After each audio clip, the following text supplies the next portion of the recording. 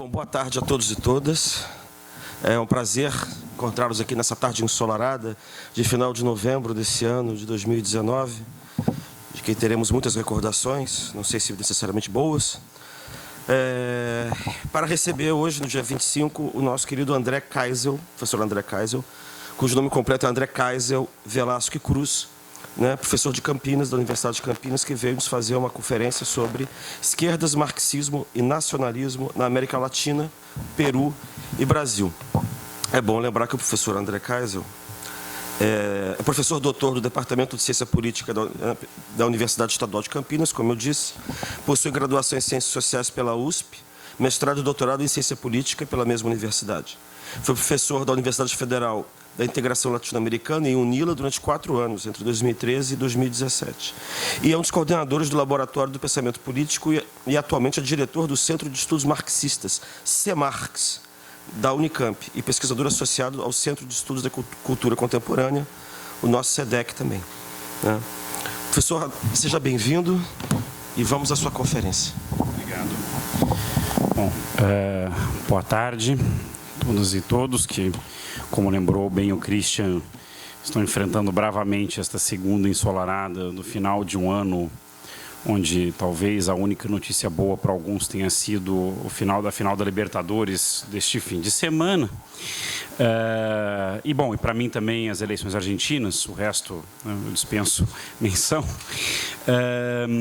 E vieram até aqui. Eu queria, antes de mais nada, agradecer ao Christian e ao Zé pelo convite, pela amabilidade do convite, pela oportunidade de estar aqui com vocês, ainda mais num programa de pós-graduação com a história, com a importância e com a qualidade do IESP. Infelizmente, cerca de um mês depois do falecimento de um dos seus fundadores, o professor Wanderley Guilherme dos Santos, que tanta influência teve na formação do campo de estudos do pensamento político brasileiro, onde eu milito, né? Eu, Christian, enfim, todos em variados graus fomos influenciados no mínimo pela leitura dos textos fundacionais do Wanderley nas décadas de 60, 70. Né? Aliás, como vocês verão, eu falarei muito de uma instituição da qual ele veio ainda jovem, que foi o ISEB, né? Vai ocupar parte aqui da minha exposição. Então, para mim é muito significativo, por todos esses motivos, estar aqui com vocês hoje. Bom, como o Christian já adiantou, o tema da minha apresentação de hoje, esquerdas, nacionalismo, marxismo na América Latina, o Brasil e o Peru, né? Foi o tema da minha tese de doutorado, que ano passado resultou na publicação do livro Entre a Nação e a Revolução, Marxismo e Nacionalismo no Peru e no Brasil, 1928-1964.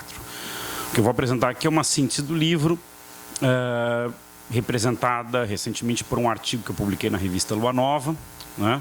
Caminhos Cruzados, Marxismo e Nacionalismo no Brasil e no Peru, né? Entre outros trabalhos que eu também já vim publicando como resultado dessa pesquisa. Então, vou começar apresentando o problema de fundo, né?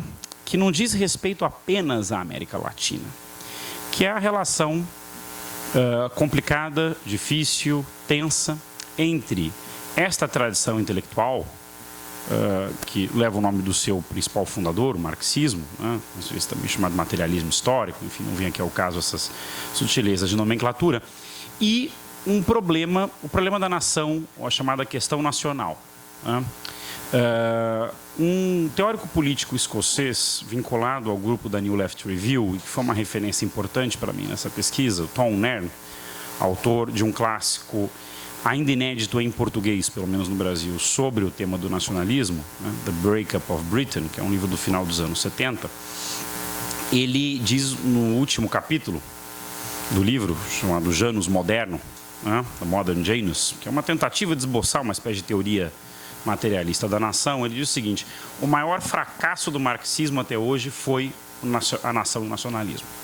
Falou uma série de temas polêmicos na tradição, né, questões como a tendência declinante da taxa de lucros, outras sutilezas na discussão sobre a mais-valia, classes sociais, há uma série de questões. Espera aí, só um momentinho que os telefones são um problema. E eu vou eu vou resolvê-lo de modo drástico desligando essa porcaria. Não sei se eu deixo na minha mochila isso aqui. Deixa eu ver se consigo desligar. Por favor. Deixa lá, Vitor, na mochila, por favor.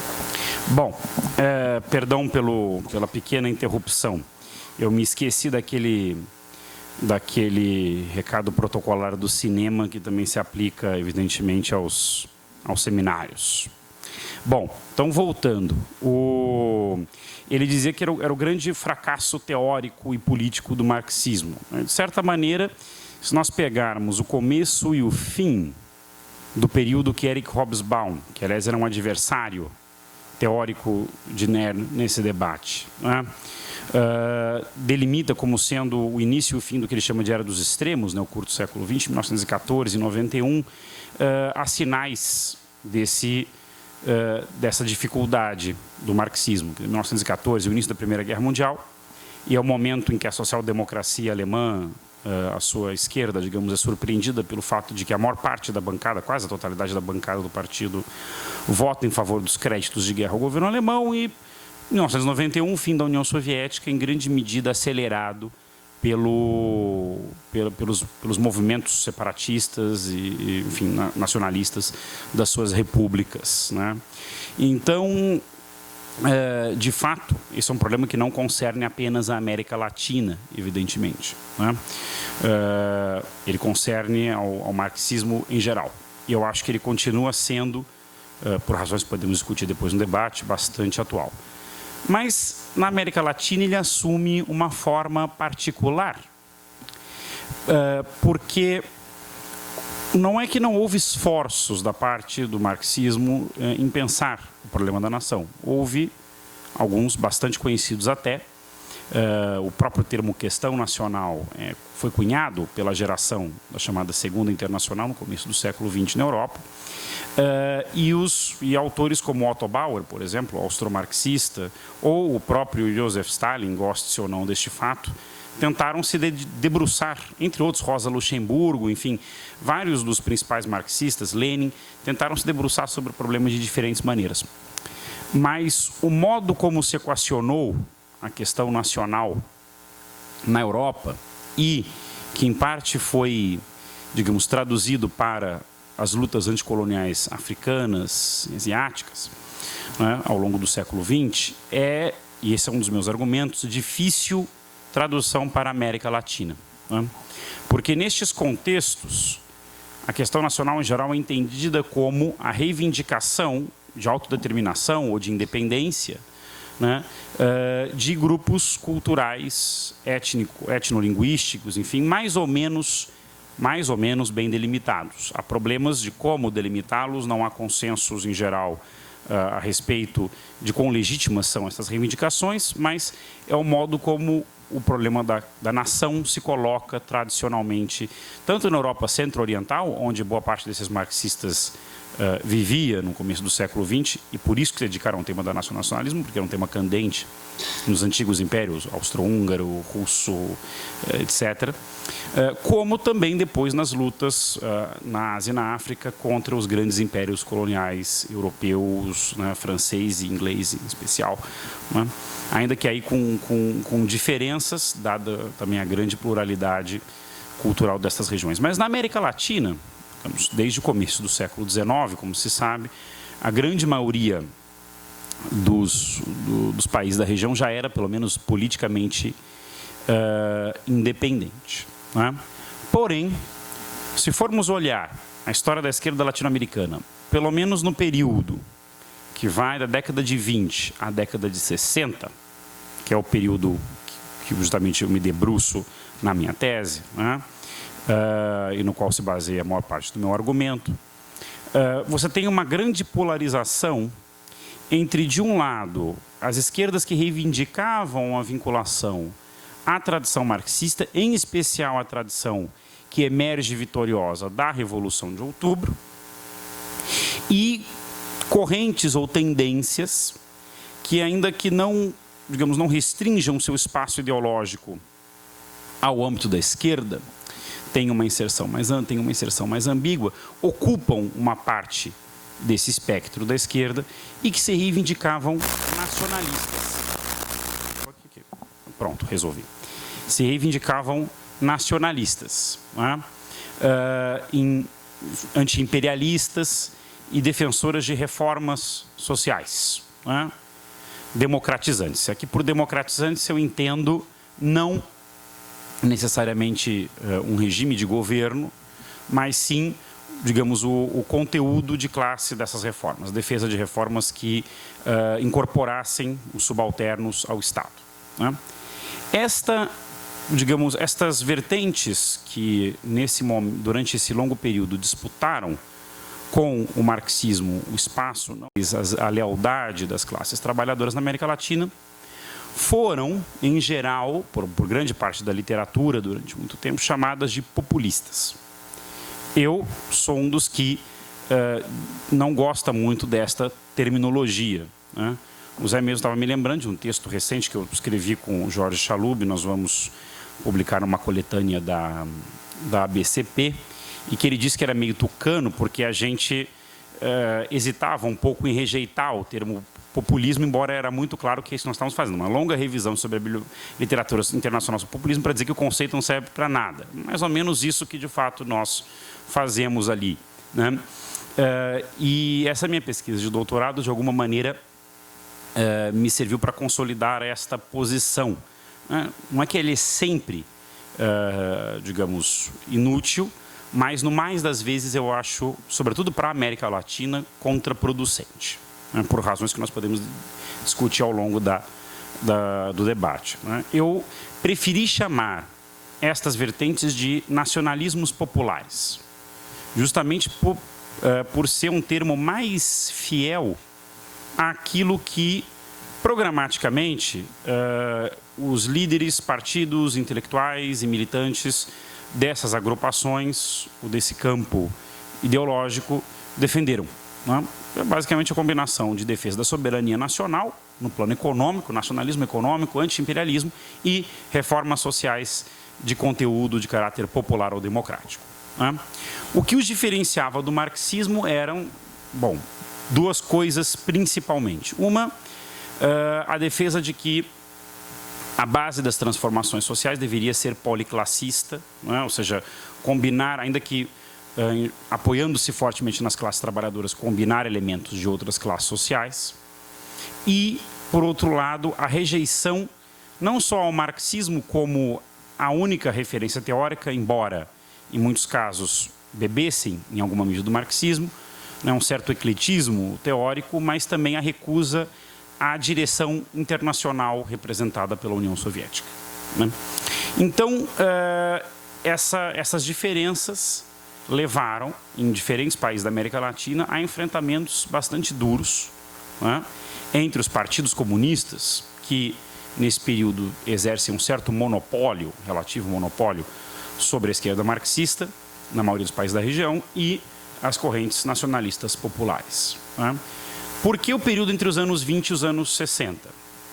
Né, eu tomo como referências, digamos, ponto de partida, o momento em que essa polêmica é de modo mais diretamente, digamos, colocada no pensamento latino-americano, e daí a escolha pelo caso peruano também, depois eu vou discutir a seleção dos casos, né? Mas se deu basicamente entre dois peruanos, Víctor Raúl Aé de la Torre, o fundador da Aliança Popular Revolucionária Americana, APRA, e José Carlos Mariátegui, também com um interlocutor cubano aí no meio da conversa, que era o Julio Antônio Meija, depois eu posso falar um pouco disso, e a própria Internacional Comunista.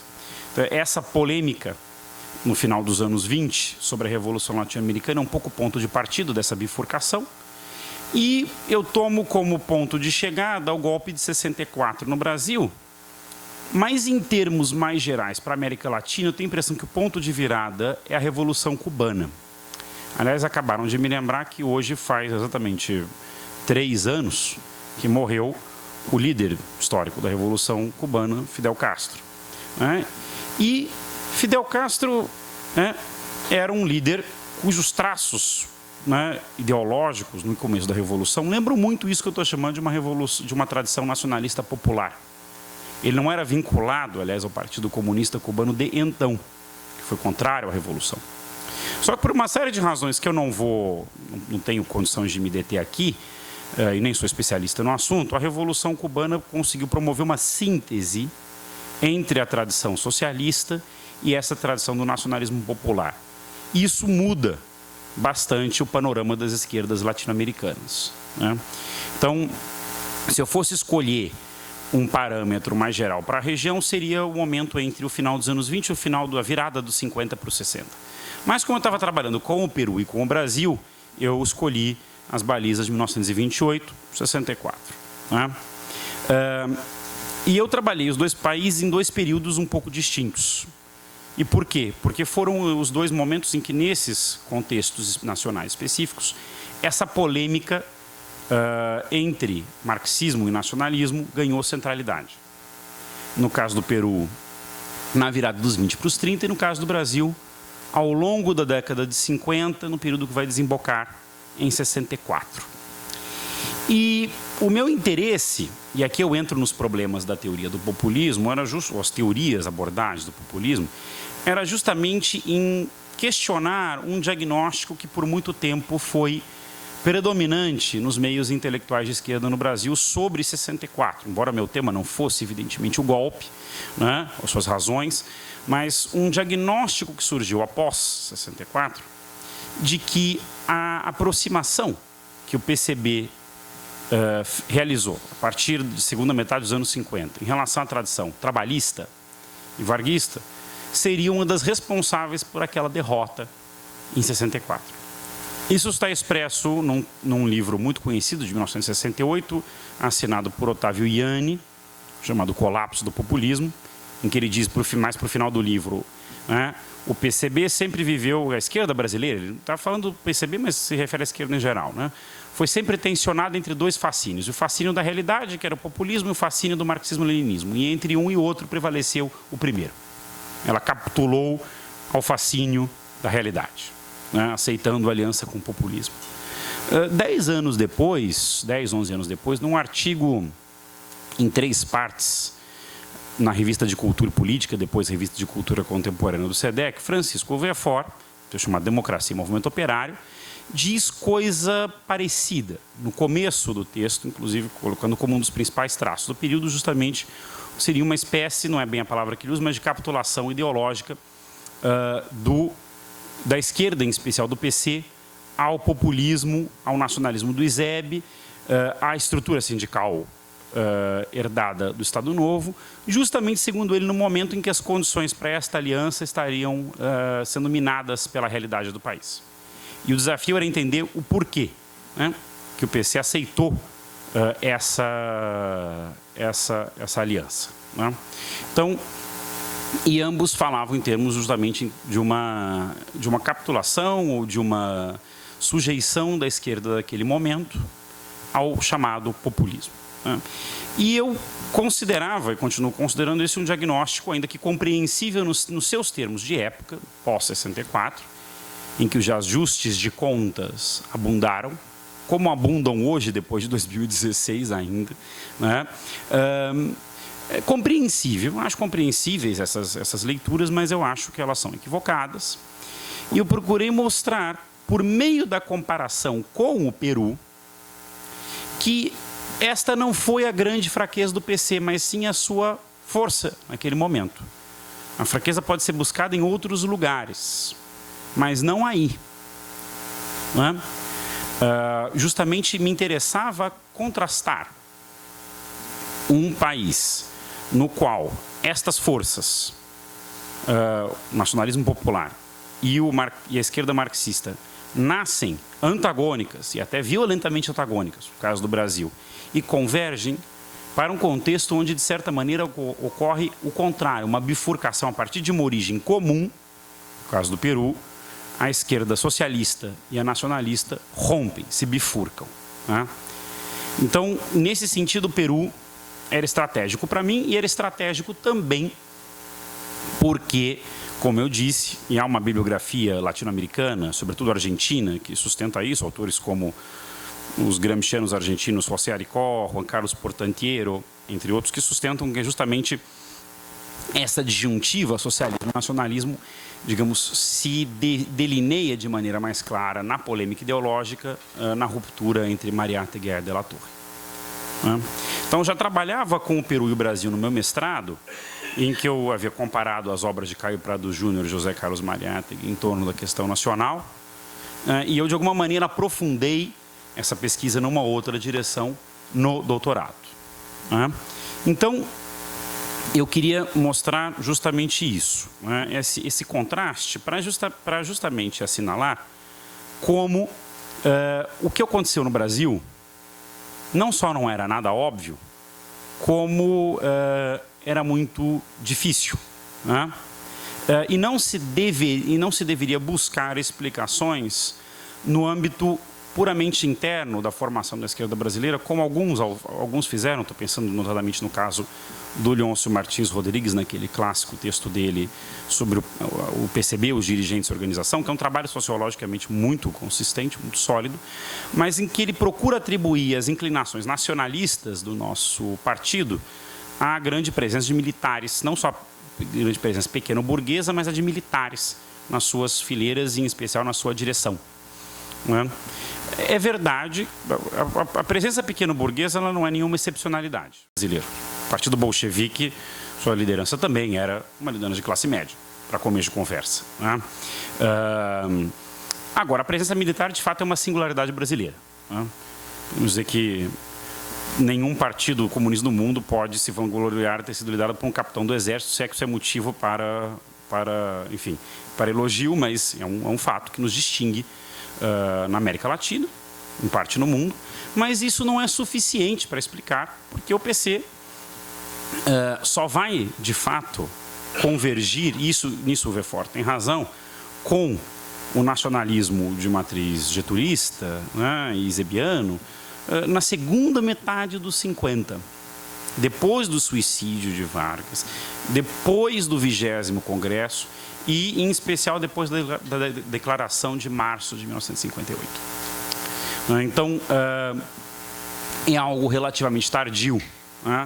O ensaio prévio disso em 45, 46, a aproximação com o queremismo, o próprio Verfort diz, e eu acho que nisso ele tem razão, era muito mais um expediente tático e conjuntural do que o que aconteceu a partir de 54. Nisso acho que ele tem razão. Agora, justamente por isso, eu achava que era interessante inserir esse problema histórico num panorama latino-americano mais amplo. Porque, digamos, se nós formos tomar um personagem como Mariátegui, que, para grande parte da bibliografia sobre marxismo latino-americano, é quase que o marxista latino-americano modelar, não vou entrar no mérito se é o caso ou não, mas em geral, é certamente dos mais lidos, se não o mais lido, não era alguém, digamos, alheio, ou hostil ao nacionalismo. Pelo contrário, a nação era um problema fundamental para ele. E a relação entre nacionalismo e indigenismo, no caso especificamente do Peru como formação social andina, era algo que não separava, mas o aproximava de Aya de la Torre. Ele mesmo admite isso nos 7 ensaios, numa nota de rodapé, um livro que foi publicado pouco depois da ruptura entre ambos, e parte da bibliografia peruana, ou de peruanistas, pegamos autores como o sociólogo Julio Kotler, o historiador Peter Claren, entre outros, vão assinalar isto. Aya de la Torre e Mariátegui são as duas grandes figuras da geração que emerge depois do movimento da reforma universitária, que foi um movimento não só peruano, mas latino-americano, iniciado em Córdoba há 100 anos atrás, e que, no caso do Peru, se distinguia por alguns traços comuns dessa geração, uma certa aversão à dominação oligárquica tradicional, um nacionalismo tendencialmente anti-imperialista e uma inclinação indigenista, muito forte no sentido de considerar as massas indígenas como os verdadeiros depositários de uma nacionalidade em construção. Então, isso os aproximava. Portanto, a divisão se encontrava no tipo de relação que pretendiam ou não estabelecer com o movimento revolucionário internacional. Aya de la Torre recusou aceitar, digamos, a disciplina do Comintern, da Internacional Comunista, e funda a APRA, Aliança Popular Revolucionária Americana, como um movimento latino-americano alternativo à hegemonia comunista. E Mariátegui tenta um caminho distinto, que era o de se situar na Comintern, né, e apoiar a União Soviética, mas tentando manter uma certa independência local. O que foi frustrado, inclusive, pelo fato de que os representantes da Comintern na América Latina não aceitaram isso. Né? Mariátegui morreu precocemente em 1930, mas esse caminho, né, de lealdade, mas ao mesmo tempo autonomia que ele tentou, era muito pouco viável naquele momento. Não digo nem só os russos, mas os próprios latino-americanos comunistas não aceitavam isso, como fica claro nas polêmicas com os delegados peruanos na primeira conferência de PCs da América Latina, em 1929. Então, é interessante pegar esse cenário do Peru e da Hispanoamérica dos anos 20, em que você tinha um certo consenso em relação a alguns diagnósticos sobre a questão nacional, sobretudo no Peru e nos países andinos, sobre o problema do imperialismo na América Latina, um marxismo intelectualmente muito sofisticado, como era do Mariátegui, mas ali se deu uma ruptura. Né? Uma ruptura drástica e que durou no Peru décadas, de certa maneira dura até hoje. Né? Quer dizer, o historiador peruano José Luis Renique diz que o traço distintivo, um dos traços distintivos da esquerda peruana ao longo do século XX é essa origem dividida, né, entre APRA e o socialismo de Mariátegui. E no caso do Brasil, digamos, isso contrasta esse panorama dos anos 20 e 30 no Peru e na América Espanhola com o do Brasil nos anos 50, em que se dá o caminho oposto. Não é?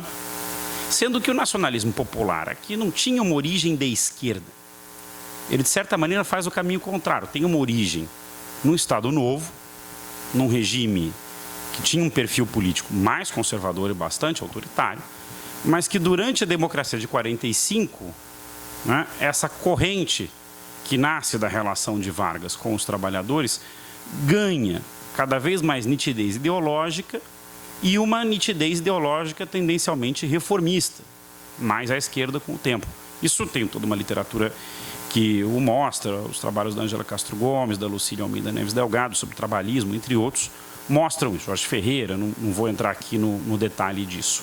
Né? Quantos minutos eu falei? Quanto tempo eu tenho? Bastante? Tá, bom. Então,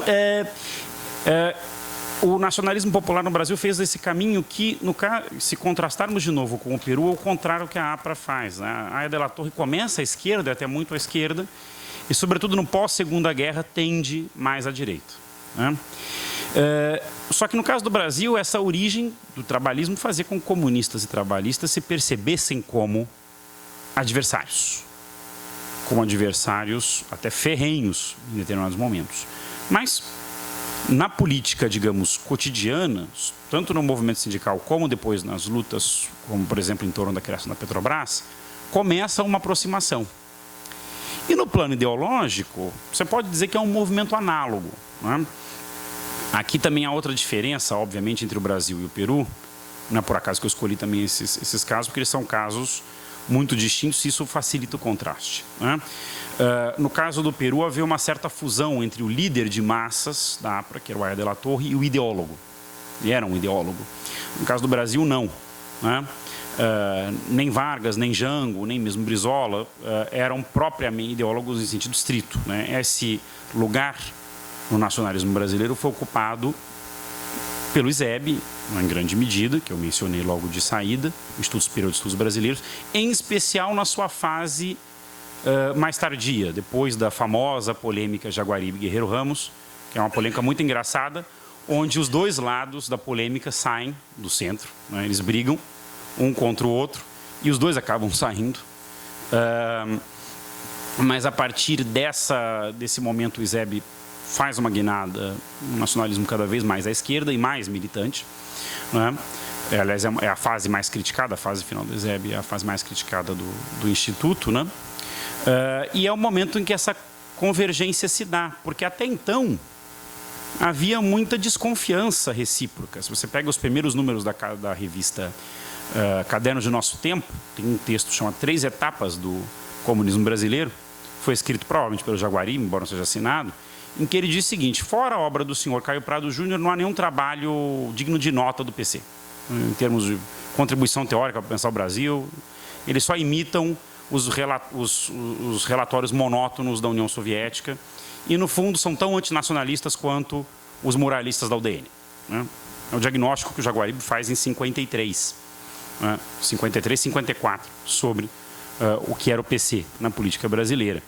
E se nós pegarmos, já em 58, uma resenha publicada na revista Estudos Sociais, que era uma revista teórica do PC, pós-20º Congresso, o Jacob Gorender, que era um dos dirigentes mais intelectualizados do partido, pega o livro do Guerreiro Ramos, né, A Redução Sociológica, e diz: o livro é muito interessante, tem um lado anti-imperialista, mas, no fundo, é um livro teoricamente eclético, né, e, em termos ideológicos, um nacionalismo burguês. Né? E Guerreiro Ramos depois responde, dizendo que, embora fosse bem dotado intelectualmente, o senhor Jacob Gorender não estava imune às patologias da militância comunista, como critério policialesco, dogmatismo, etc, etc. Vejam que não faltavam atritos. Não faltavam atritos, né? Atritos que, em partes, lembram muito alguns dos que, no Peru, décadas antes, levaram à ruptura entre os dois lados, né? Aya de la Torre defendendo a ideia de que a América Latina vivia, digamos, em outro espaço-tempo histórico em relação à Europa, e nesse sentido o marxismo era insuficiente, era preciso criar uma teoria própria. E, de outro lado, a Mariátegui dizendo: olha, a América Latina tem a sua especificidade histórica, mas ela está no mundo. Ela está num mundo capitalista, ela está num mundo marcado pela luta entre revolução e contra-revolução. Nesse sentido, o marxismo, digamos, não só, enfim, pertinente, mas necessário aqui também, né? Ainda que ele tentasse, como eu mencionei, uma postura de conciliar o particularismo da realidade e o universalismo da teoria. Diferente, por exemplo... Isso aqui tá... Melhorou? Tá. Diferente, por exemplo, da postura da Internacional Comunista na América Latina, que recusava qualquer importância da especificidade local, né? É pilha? Será que vocês me ouvem sem o microfone? Ah, tá. Não, então tem que trocar. Então espera um pouquinho. Tá.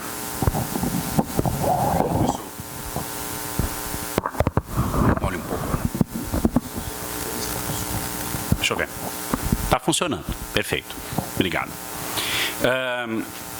Por exemplo, aquele militante cubano que eu citei no início, Julio Antônio Meia, que escreveu um panfleto de crítica ao Aya de la Torre, chamado Que es el Arpa, ele diz: olha, senhor Aya de la Torre, a América Latina não é um continente de Júpiter, não. Então, basicamente, estamos no mundo, e o mundo é um mundo capitalista, imperialista, o marxismo se aplica.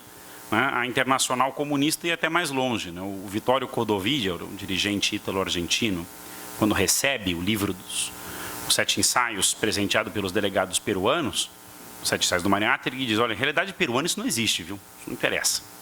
Então, a postura do Mariátegui ainda era mais equilibrada, né? Mas, digamos, no fundo dessa tríplice polêmica estava essa questão, né? O que prevalece, a teoria ou a realidade, né?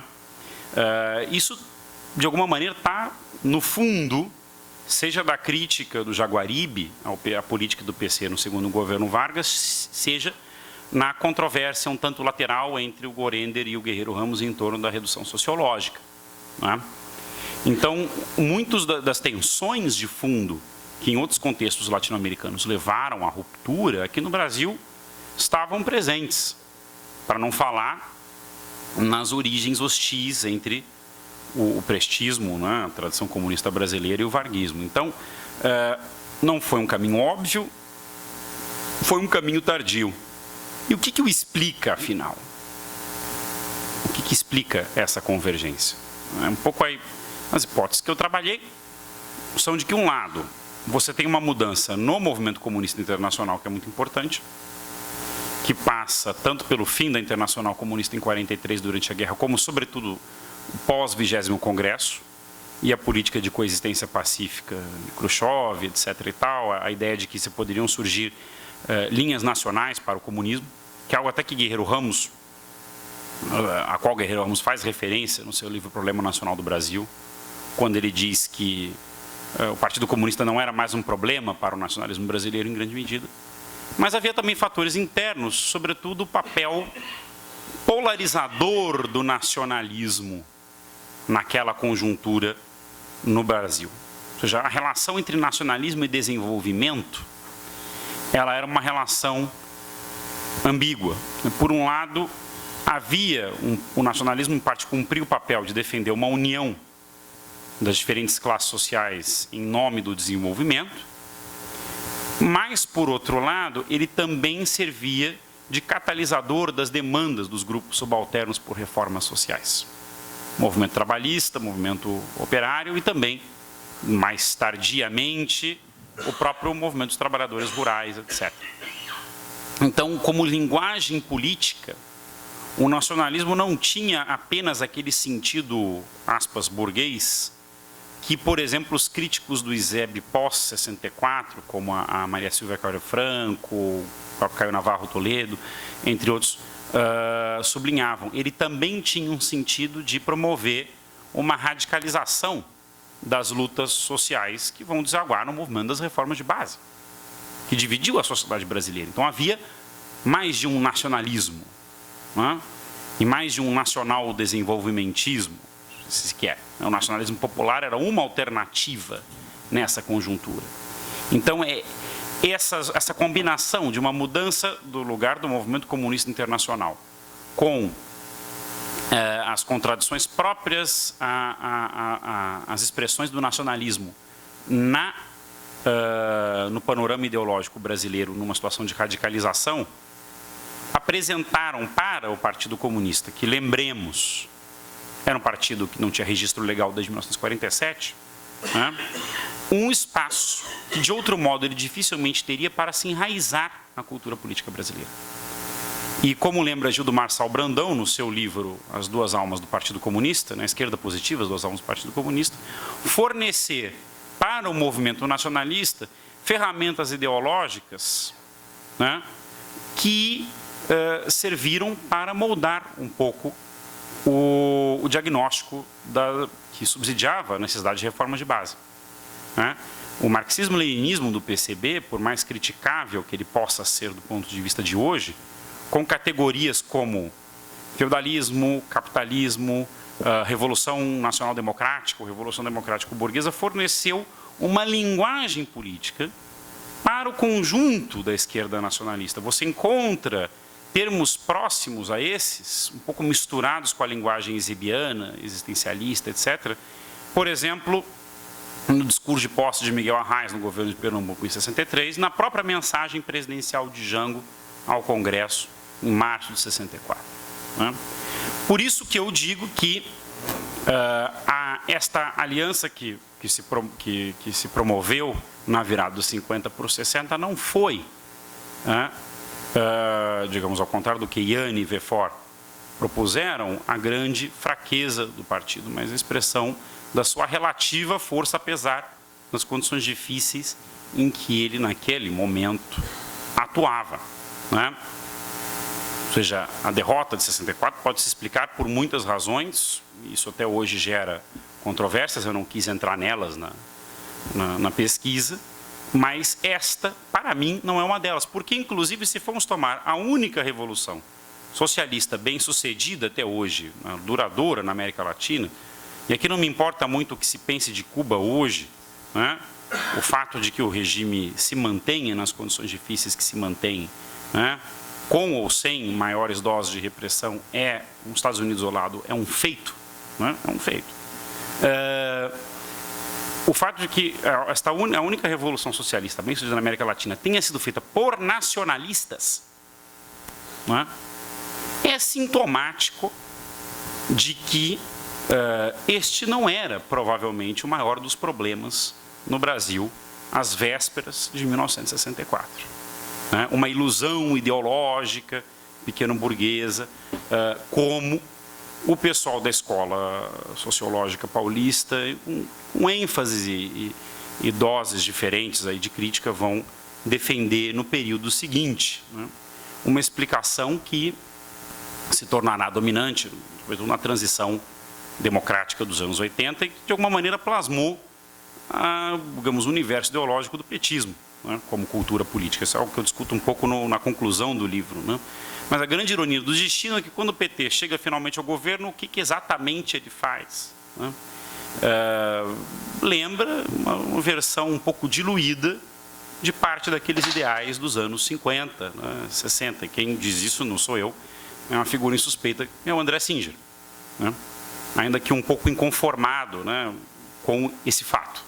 Quem leu Os Sentidos do Lulismo percebe que há ali um desconforto com essa aproximação com a herança, alguns elementos da herança varguista. Né? Aliás, só um parênteses, o André fez o prefácio do meu livro, né? Ele estava na minha banca, bom, ele deixa claro no prefácio as nossas discordâncias, né? Mas essa não é uma delas.